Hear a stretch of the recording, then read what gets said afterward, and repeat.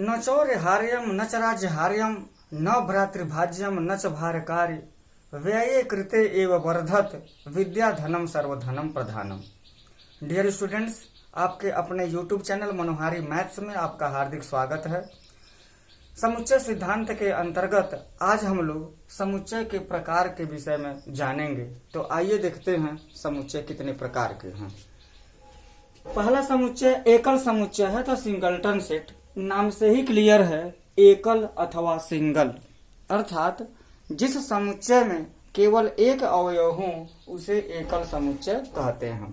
उदाहरण ले लिया जाए, लिखा कि समुच्चय ए बराबर यक्स जहां यक्स प्लस 4 = 9 का एक हल है। तो देखते हैं इसको हल करके। यक्स प्लस 4 = 9, तो जाहिर सी बात है तो यक्स = 5 हो जाएगा, और यक्स = 5 ही यक्स प्लस 4 = 9 का एक हल हो सकता है।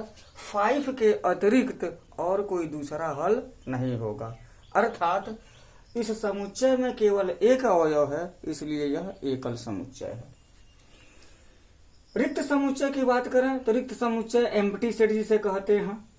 रिक्त मतलब होता है खाली, एम्प्टी मतलब होता है खाली। नाम में ही क्लियर है, जो भी है नाम में ही परिभाषा भी क्लियर है। तो ऐसा समुच्चय जिसमें एक भी अवयव न हो उसे रिक्त समुच्चय कहेंगे, यानी कि वह अवयवों से खाली हो। यहाँ पर रिक्त समुच्चय का एक उदाहरण, ए बराबर यक्स जहां यक्स 1 से बड़ा है और 2 से छोटा है और यक्स प्राकृतिक संख्या है। तो अब देखिए प्राकृतिक संख्या होती क्या है, 1 होती है, 2 होती है, 3 है, 4 है, 5 है।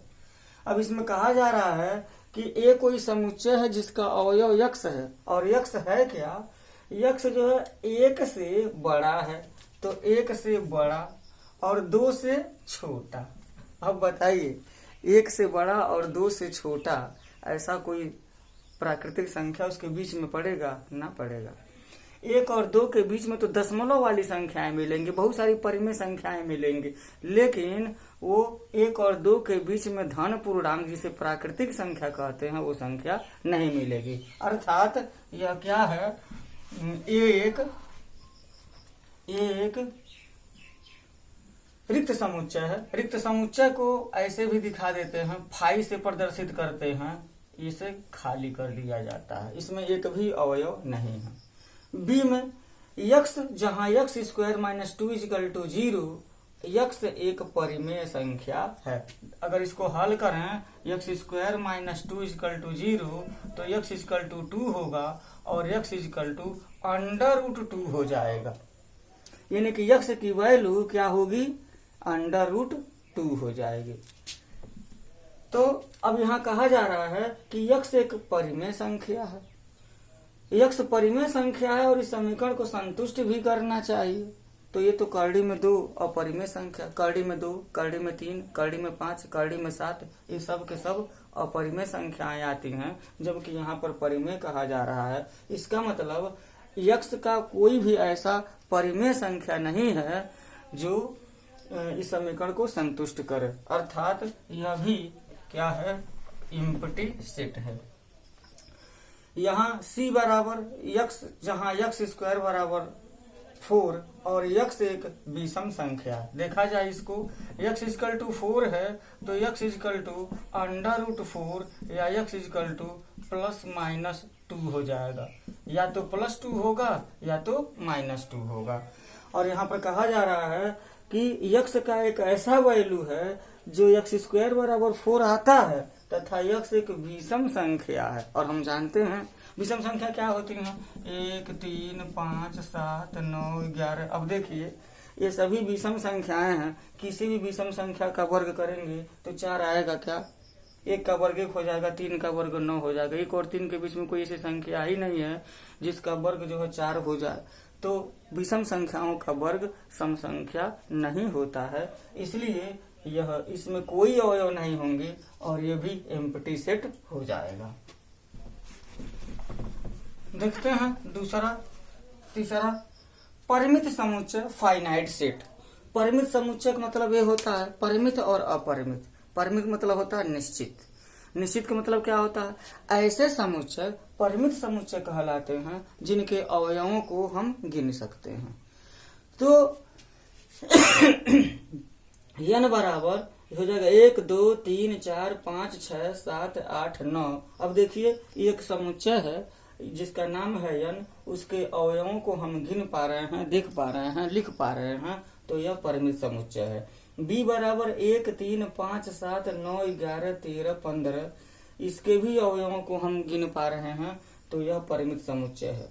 ये w बराबर यक्ष, जहाँ यक्ष सप्ताह का एक दिन है, ये भी परिमित समुच्चय है। तो देख सकते हैं यहाँ पर सप्ताह के दिन कितने होते हैं, 7 दिन होते हैं, Sunday Monday Tuesday Wednesday Thursday Friday और सैटरडे। तो इसको हम लिख सकते हैं काउंटेबल है, इसलिए यह क्या है, परिमित समुच्चय है। अपरिमित समुच्चय इनफाइनाइट सेट में क्या है, n बराबर यक्ष, जहाँ यक्ष एक प्राकृतिक संख्या है। यहाँ n बराबर अगर इसको लिखेंगे तो 1 2 3 4 प्राकृतिक संख्या है। तो प्राकृतिक संख्याएं 1 2 तो होती नहीं है, प्राकृतिक संख्याएं बहुत सी हैं, उनको हम यहाँ ऐसे नहीं लिख पाएंगे, डैश डैश डैश करके लिखना पड़ेगा। इसलिए यह क्या है, अपरिमित समुच्चय है। अपरिमित बहुत ज्यादा है। यहाँ p, यहाँ लिखा है कि p बराबर यक्ष, जहाँ यक्ष भारतवर्ष का एक व्यक्ति है। अब भारतवर्ष में कितने व्यक्ति हैं, उनको गिनना, उनकी सूची बनाना बहुत कठिन है। ये क्या है, अपरिमित सेट है। समान समुच्चय, समान समुच्चय इक्वल सेट क्या है, इसको ध्यान से समझा जाए। समान समुच्चय, मान लीजिए कि यह एक समुच्चय है n बराबर 1 2 3 4 और कोई समुच्चय m है जो है 4 2 1 3, ऐसे दे दिया। तो ऐसे दो समुच्चय जिनके अवयवों की संख्या और स्वयं अवयव भी बराबर होते हैं, उनको क्या कह सकते हैं, उनको समान समुच्चय कह सकते हैं। n बराबर m। ऐसे दो समुच्चय जिनके अवयव आपस में बराबर हों, समान समुच्चय या इक्वल सेट कहते हैं। एक बात यहाँ मैं बताना चाहता हूँ, देखिए यहाँ पर लिखा है a बराबर 2 3 4 5 6 और b बराबर 5 3 6 4। क्रम को इधर उधर समुच्चय लिखते समय अगर क्रम को हम उनके अवयवों का क्रम इधर उधर कर देते हैं, तब भी वह समुच्चय बदलता नहीं है, समुच्चय वही मान लिया जाता है। a बराबर और b बराबर, तो ये दोनों जो है, दोनों के अवयव समान हैं, इसलिए a बराबर b हो जाएगा। अब एक बात यहाँ पर बताना चाहता हूँ, अगर मान लीजिए कि ये a बराबर, मानिए कि a बराबर लिखा हो 1 2 और b बराबर लिखा हो 1 1 2 2। हालांकि ऐसा तो लिखा नहीं जाता है, क्योंकि जब समुच्चय लिखते हैं तो एक अवयव को 2 बार नहीं लिखा जाता। अगर ऐसा लिखा भी है तो 1 2 अवयव है, एक ही 2 अवयव इसको भी माना जाएगा। यहाँ पर भी a बराबर b हो जाएगा, ये समान समुच्चय हो जाएंगे। अब समतुल्य समुच्चय या इक्विवेलेंट सेट, ये क्या है, समतुल्य शब्द है, समतुल्य, सम माने बराबर, तुल्य माने तुलना करने पर। ऐसे दो समुच्चय जो तुलना में बराबर हों, और तुलना में क्या बराबर हों, जैसे देखिए यहाँ पर लिखा हो अगर a बराबर AEIOU, तो इसके अवयवों की संख्या को हम ऐसे प्रदर्शित करते हैं, नंबर ऑफ ए बराबर 1 2 3 4 5, 5 अवयव हैं। ध्यान दीजिएगा, यहाँ कोई समुच्चय है, उसके अवयव लिखे गए हैं, समुच्चय के अवयवों की संख्या को प्रदर्शित करनी हो तो हमको क्या करना पड़ता है, यहाँ पर लिखेंगे नंबर ऑफ ए बराबर, ये गिन लेंगे 5 हो जाएगा। तो ये है समुच्चय के अवयवों को प्रदर्शित करने की विधि। अब इक्विवेलेंट सेट क्या है, इसे देख लेते हैं। जैसे मानिए कि a बराबर AEIOU है, तो नंबर ऑफ a बराबर 5 हो जाएगा, और b बराबर मानिए BCDEF आ गया हो, और इसका देखें संख्या नंबर ऑफ b बराबर 1 2 3 4 5 हो जाएगा। तो हम क्या देख रहे हैं, समुच्चय ए के अवयवों की संख्या और समुच्चय बी के अवयवों की संख्या बराबर है। सिर्फ संख्या बराबर है, अवयव बराबर नहीं है। ऐसी स्थिति में ए और बी को, समुच्चय ए और बी को समतुल्य समुच्चय कहते हैं। समतुल्य समुच्चय या इक्विवेलेंट सेट कहा जाता है।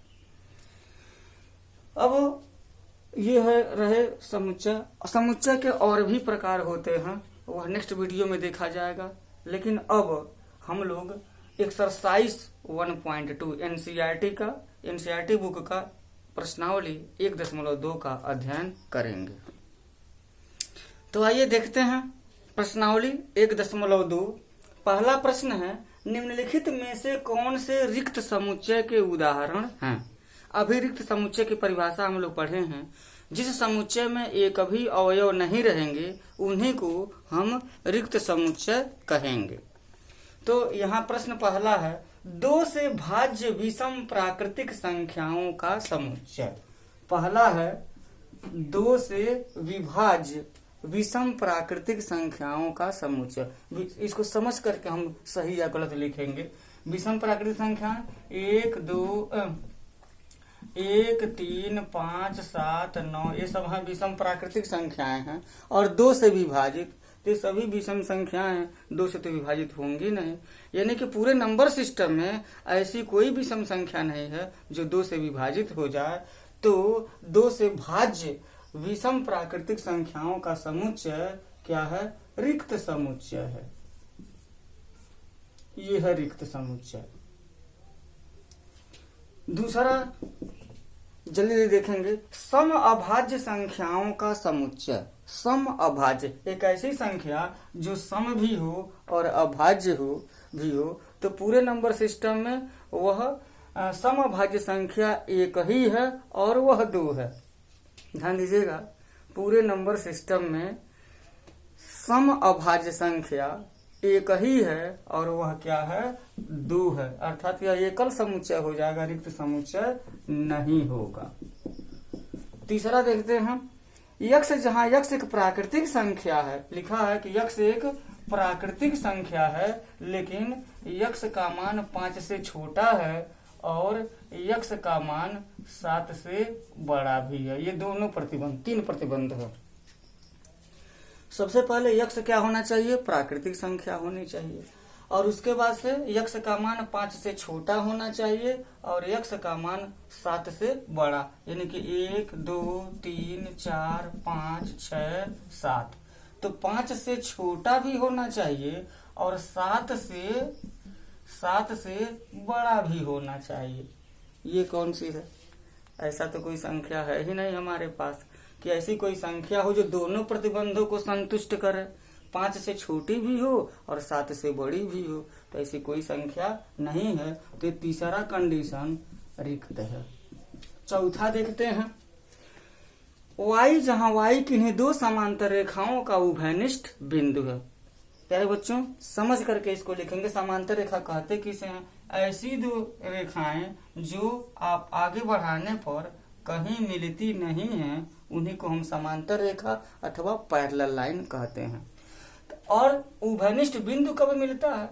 जब कोई रेखा या तो दूसरे को काट रही हो या वह काटने वाली हो, मतलब आगे बढ़ाए जाने पर काट सके, तब जाकर के उभयनिष्ठ बिंदु हमको प्राप्त होता है। जब ये समांतर रेखाएं कभी काटेंगे ही नहीं तो उभयनिष्ठ बिंदु नहीं मिलेंगे। यानी कि 2 समांतर रेखाओं का कोई उभयनिष्ठ बिंदु होता ही नहीं है। अर्थात यही चौथा रिक्त समुच्चय हो जाएगा। इस तरीके से पहला, तीसरा और चौथा ऑप्शन रिक्त समुच्चय का है, इसे ध्यान रखें। अब दूसरा सवाल दिया है, यही इसे समझ लेते हैं प्रश्न पढ़ करके। दूसरा सवाल, वर्ष के महीनों का कहा कि निम्नलिखित समुच्चयों में से कौन परिमित हैं और कौन अपरिमित हैं, इसका निर्धारण कीजिए। तो परिमित क्या होता है? परिमित का मतलब ये होता है कि जिसके अवयवों को हम गिन सकें, लिख सकें, जिसके अवयवों को हम नहीं लिख पाएंगे या लिखना, सभी अवयवों को लिखना असंभव हो, वही अपरिमित होता है। तो दूसरा प्रश्न बोला है कि वर्ष के महीनों का समुच्चय, वर्ष के महीनों का समुच्चय, वर्ष के महीनों का समुच्चय 12 महीने होते हैं। जनवरी, फरवरी, मार्च, अप्रैल, मई, जून, जुलाई, अगस्त, सितंबर, अक्टूबर, नवंबर, दिसंबर 12 महीने हैं। वो काउंटेबल हैं, उनको हम सूची विधि में लिख सकते हैं। तो ये जो है क्या हो जाएगा, परिमित हो जाएगा, परिमित समुच्चय हो जाएगा। अब दूसरा क्या है, दूसरा यहाँ लिखा है, ऐसे लिख देता हूँ, 1 2 3 यहाँ पर डैश डैश डैश किया गया है। डैश डैश डैश का मतलब 1 2 3 और भी संख्याएं हैं, ये अपरिमित हो जाएंगे, अपरिमित समुच्चय हो जाएगा। 1 2 3, अब यहाँ पर तीसरा में लिखा है, तीसरा में है 1 2 3 डैश डैश डैश 99 100। तो यहाँ पर 1 से शुरू हुआ है और 100 पर ही खत्म हो गया है, सीमित कर दिया गया है। तो यह परिमित समुच्चय हो जाएगा, परिमित समुच्चय। अब चौथा का 100 से बड़े धन पूर्णांकों का समुच्चय, 100 से बड़े धन पूर्णांकों, यानी कि 100 के बाद क्या आएगा, 101, 102, 103, 100 से बड़े कह दिया गया है, उसको आगे सीमाबद्ध नहीं किया गया है कि कहाँ तक। तो ये तो बहुत ज्यादा है, अपरिमित हो जाएगा, अपरिमित समुच्चय हो जाएगा। 5वां, 99 से छोटे अभाज्य पूर्णांकों का समुच्चय, 99 से छोटे अभाज्य, यानी कि 1 से लेकर के हम 100 तक गिनती लिखें तो 100 को छोड़ करके 1 से लेकर के 99 से छोटे अभाज्य पूर्णांकों का समुच्चय। तो यहाँ 99 से छोटे अभाज्य पूर्णांकों की अगर हम बात करते हैं तो इनकी संख्या सीमित है। 1 से लेकर के 100 तक के बीच में जो अभाज्य धन पूर्णांक हैं वो कितनी है संख्या उनकी, 25 है। तो ये भी क्या हो जाएगा, परिमित हो जाएगा। अब तीसरा क्वेश्चन देखते हैं, तीसरा क्वेश्चन क्या है।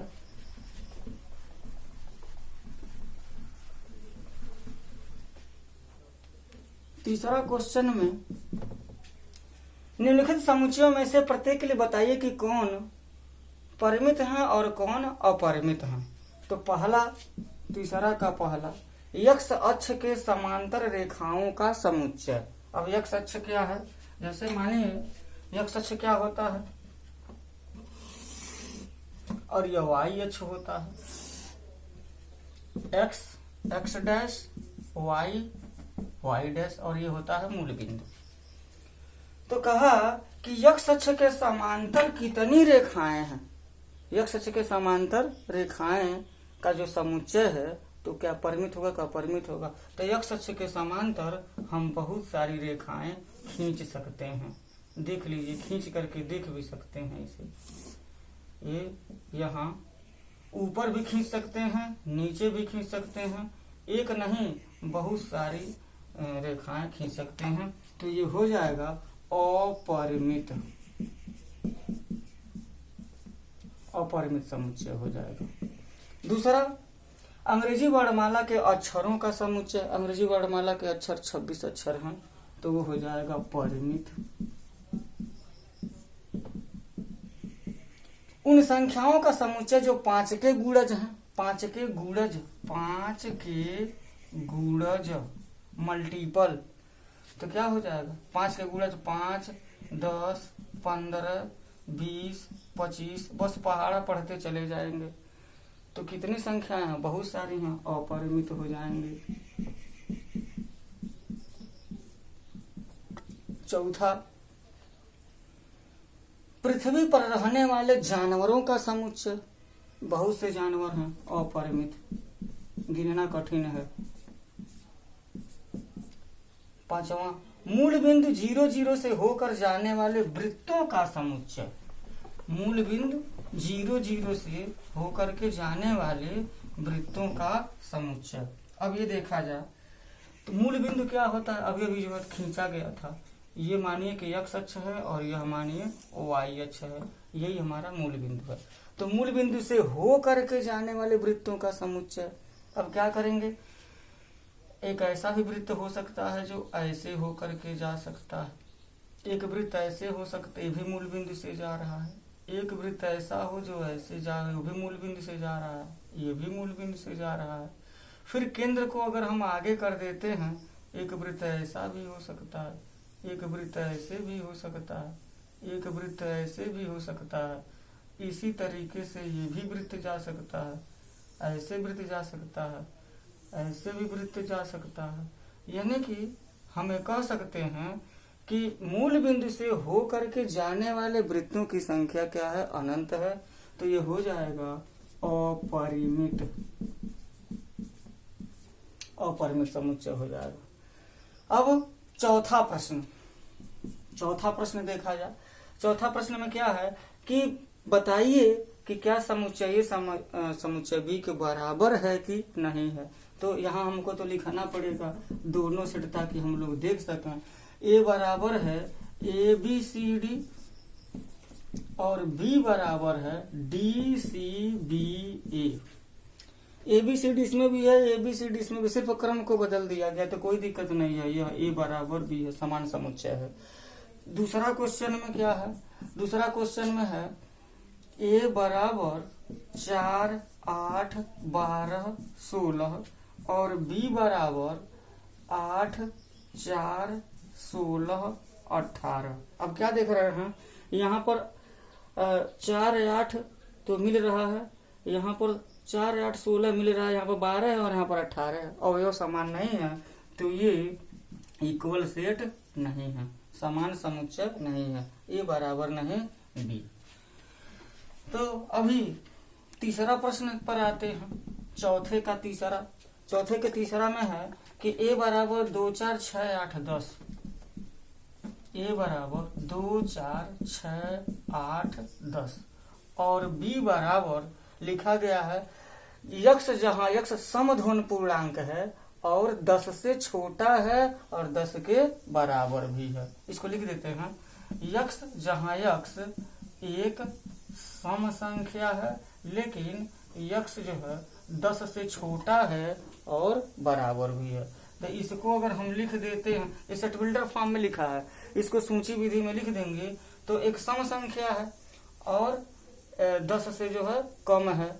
अगर समधन पूर्णांक की बात करें, समधन पूर्णांक है तो क्या हो जाएगा, 2, 4, 6, 8 और 10 को भी शामिल किया गया है, इसलिए यहाँ देख रहे हैं ए बराबर बी है। प्यारे बच्चों, अगर कोई समुच्चय एक सारणी विधि में दिया हो और एक समुच्चय निर्माण विधि में दिया हो और उस पर निर्णय लेना हो, तो बेहतर ये होगा कि समुच्चय निर्माण विधि वाले को सूची विधि में अगर संभव हो तो लिख लेते हैं, अवयव बिल्कुल स्पष्ट हो जाते हैं। इससे परिमित है, अपरिमित है, समान समुच्चय है कि समतुल्य समुच्चय है, इसकी जानकारी करना आसान हो जाएगा।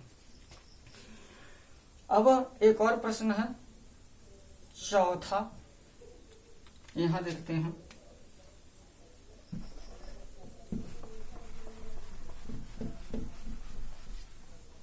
यहां देख लेते हैं चौथा प्रश्न। चौथा में दिया है कि ए बराबर यक्ष जहां यक्ष संख्या 10 का गुणज है, संख्या 10 का गुणज है। गुणज क्या होता है, गुण माने गुणा करना और ज माने उत्पन्न होना। ऐसी संख्याएं जो किसी संख्या में गुणा करने से उत्पन्न होती है उन्हीं को गुणज अथवा मल्टीपल कह लेते हैं। तो यह ए बराबर क्या हो जाएगा, 10 का गुणज क्या होगा, 10 एकने 10, 10 दूना 20, 10 तीना 30, 10 चौके 40, 10 पचे 50। कोई सीमाबद्ध नहीं किए हैं तो अनंत तक लिखा जाएगा। और बी बराबर यहाँ पर क्या दिया है, 10, 15, 20। बी बराबर तो इसको सारणी विधि में ही दिया है, 10, 15, 20, 25, 30। अब हम क्या देख रहे हैं, समान समुच्चय होने के लिए अवयव बिल्कुल समान होने चाहिए, लेकिन यहाँ 10, 20, इसमें 15, इसमें 15 है ना, इसमें 25 है, इसमें 25 है ना। ये जब 10 का गुणज है तो 15, 25 और 35 से तो कभी आएंगे ही नहीं। इसका मतलब ये हो गया कि ए और बी समान समुच्चय नहीं है। अब अगला क्वेश्चन देखते हैं। ये चौथा रहा, इसको ध्यान से देखते जाइए, समझ में बात आ जाएगी। बात समझ में आ रही होगी तो कृपया इस वीडियो को लाइक भी कीजिए, शेयर कीजिए और इस चैनल को सब्सक्राइब कीजिए। तो यहाँ 5वां क्वेश्चन में क्या निम्नलिखित समुच्चय युग्म समान है, कारण सहित बताइए। तो पहला यहाँ पर लिखा है a बराबर 2, 3 लिखा है, और b बराबर क्या लिखा है, x, जहाँ x समीकरण x square plus 5x plus 6 equal to 0 का एक हल है। बहुत इंपॉर्टेंट क्वेश्चन है, परीक्षा में आ सकता है। तो पहले ए समुच्चय ए के अवयव तो क्लियर हैं, समुच्चय बी के अवयव सेट बिल्डर फॉर्म में लिखा है, तो इसको सूची विधि में हमको लिखना पड़ेगा। और सूची विधि में लिखने के लिए हमको अवयव पता होना चाहिए, और तो अवयव पता करने के लिए यहाँ पर हमको द्विघात समीकरण दिया गया है। अब इस द्विघात समीकरण को हम हल करेंगे। द्विघात समीकरण को हल करने की 3 विधियां हैं, या तो गुणनखंड विधि, या पूर्ण वर्ग बना करके, या सिद्धाचार्य की विधि से हल कीजिए। तो जिससे भी हो, यहाँ पर मायने नहीं रखेगा, जिस भी विधि से इसको आप हल कर दीजिए। X square plus 5x plus 6 equal to 0। प्यारे बच्चों, ये जो द्विघात समीकरण है यह ax square plus bx plus c बराबर 0 के रूप का है। अगर आपको भूल गया हो, विस्मृत हो गया हो, तो उसकी याददाश्त ताजा कर लीजिए। इसका कैसे गुणनखंड विधि द्वारा समीकरण हल करते हैं, गुणनखंड करना पड़ेगा। तो गुणनखंड कैसे करेंगे, सबसे पहले c में a का गुणा करके हम ca प्राप्त करते हैं, और ca को ऐसे 2 भागों में तोड़ते हैं कि जिनका गुणा करने पर तो ca हो जाए, लेकिन अगर यहाँ पर प्लस है तो जोड़ने पर b के बराबर हो, या यहाँ माइनस है, अगर यहाँ माइनस है तो घटाने पर b के बराबर होना चाहिए। जोड़ने पर b के बराबर हो जाए, या यहाँ घटाने पर b के बराबर, बस यही नियम चलता है। तो यहाँ गुणनखंड करेंगे तो 6 में 1 का गुणा करेंगे तो हो जाएगा 6, और 6 को तोड़ेंगे 2 3 6, और 2 और 3 यहाँ पर धन का चिन्ह है, 2 और 3 को जोड़ेंगे तो यहाँ पर 5 हो जाएगा, अर्थात इसका गुणनखंड संभव है। तो गुणनखंड करते हैं, ये हो जाएगा 2 धन 3 इंटू एक्स प्लस 6 बराबर 0, एक्स स्क्वायर प्लस 2x धन 3x धन 6 बराबर 0। x कामन ले लेंगे तो x धन 2, 3 कामन ले लेंगे तो x धन 3 बराबर 0, x धन 2 और x धन 3 बराबर 0 हो जाएगा। 2 पदों का गुणनफल तभी 0 होता है जब उनमें से एक का मान अवश्य 0 हो। तो कौन 0 है तो हमको नहीं मालूम है, बारी बारी से दोनों को हम 0 करेंगे। लिखते हैं जब x धन 2 बराबर 0 तो x बराबर ऋण 2, और जब x धन 3 बराबर 0 तो x बराबर ऋण 3। अर्थात ये जो हमारा b बराबर है, इसका जो मूल है क्या हो जाएगा, x square plus 5x plus 6 बराबर 0 का जो मूल है वो ऋण 2 है और ऋण 3 है। फलतः समुच्चय b का जो अवयव है उसी द्विघात समीकरण के मूल हैं, उन मूलों को ही यहाँ पर लिख दिया जाएगा। तो ऋण 2 ऋण 3 है। तो अब देखा जाए a बराबर 2 3 है और b बराबर ऋण 2 ऋण 3 है। दोनों में तो अंतर है, क्योंकि 2 जो है ऋण 2 के बराबर नहीं हो सकता, 3 ऋण 3 के बराबर नहीं हो सकता। दोनों अवयव भिन्न हैं, अर्थात वे समान समुच्चय नहीं है। तो यहाँ पर लिख देंगे a बराबर नहीं b। ये 5वां का पहला है। अब 5वां का दूसरा देखते हैं क्या लिखा है। दूसरा लिखा है a बराबर, इसको ऐसे लिख लेते हैं, a बराबर x, जहाँ x फॉलो का एक अक्षर है, FOLLOW। तो अर्थात अगर इसको हम सेट बिल्डर फॉर्म में लिखा हुआ है, अगर इसको हम सूची विधि में लिखते हैं तो क्या लिखेंगे, FOLW लिख देंगे। और बी बराबर यहाँ पर क्या लिखा है, वाई, जहां वाई शब्द उल्फ का एक अक्षर है, उल्फ WOL उल्फ में होता है भेड़िया, इसका तो क्या हो जाएगा, इसको जब हम लिखेंगे तो लिखेंगे हम WOL और F। हम क्या देख रहे हैं, ए के अवयव और बी के अवयव समान है, अर्थात ये समान समुच्चय हो जाएंगे। अब आगे देखते हैं 6वां क्वेश्चन,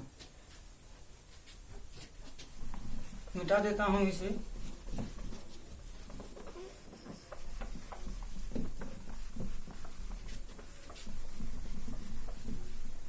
छठवां और लास्ट देखते हैं। 6वां का जो पहला है, नीचे दिए हुए समुच्चयों में से समान समुच्चयों का चयन कीजिए। तो इसमें सब लिखना पड़ेगा। ए बराबर है 2, 4, 8, 12, बी बराबर 1, 2, 3, 4 और सी बराबर 4, 8, 12, 14, डी बराबर 3, 1, 4, 2 और ई बराबर ऋण 1, एफ बराबर 0, A और जी बराबर 1, ऋण 1। और इसमें कहा गया है ये सभी समुच्चय हैं। अब इस समुच्चय में बताना है कि कौन समान समुच्चय है। तो देख लिया जाए, ए बराबर 2, 4, 8, 12, देखा जाए इसमें है कि नहीं। 2, 4, 8, 12 तो इसमें कहीं नहीं है। 2, 4, 8, 12 कहीं नहीं है, तो ए बराबर भी नहीं होगा। बी बराबर 1, 2, 3, 4, 1, 2, 3, 4, अर्थात समुच्चय बी बराबर समुच्चय डी हो जाएगा, क्योंकि इनके अवयव समान हैं। अब सी का तो है नहीं, डी का तो हो गया। ई क्या है, ऋण 1 है और जी 1 ऋण 1 है, तो ये दोनों अवयव समान है, अर्थात समुच्चय ई समुच्चय जी के बराबर है। इसका तो कहीं जिक्र ही नहीं है। तो ये रहा।